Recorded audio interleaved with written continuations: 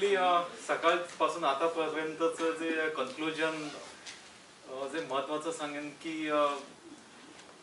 ज्या काही स्टेप्स इथे सांगितल्या गेल्या म्हणजे त्या सिस्टीम मध्ये ज्या फॉलो आपल्याला ज्या माहिती नव्हत्या त्या एक्झॅक्टली एक व्यवस्थित फॉर्मॅट मध्ये एका व्यवस्थित स्टेप्स मध्ये या यश विवेक प्लस या फॉर्मॅट मध्ये चांगल्या प्रकारे सांगितल्या गेल्या आणि त्याचं कंटिन्युअस त्याचं फॉलोअप केलं तर भरपूर फरक पडेल.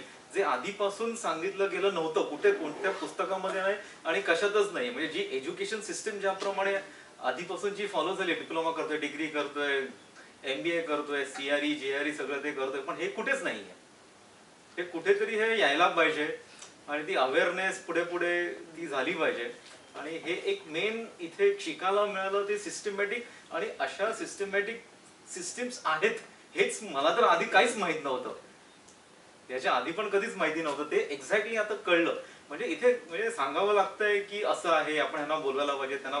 मी तर डेफिनेटली कमीत कमी जर माझे 5,000 कॉन्टॅक्ट पैकी 2,000 तर डेफिनेटली ते सगळं फॉरवर्ड करणार की असं असं आहे. आणि त्यासाठी नक्की अटेंड करा.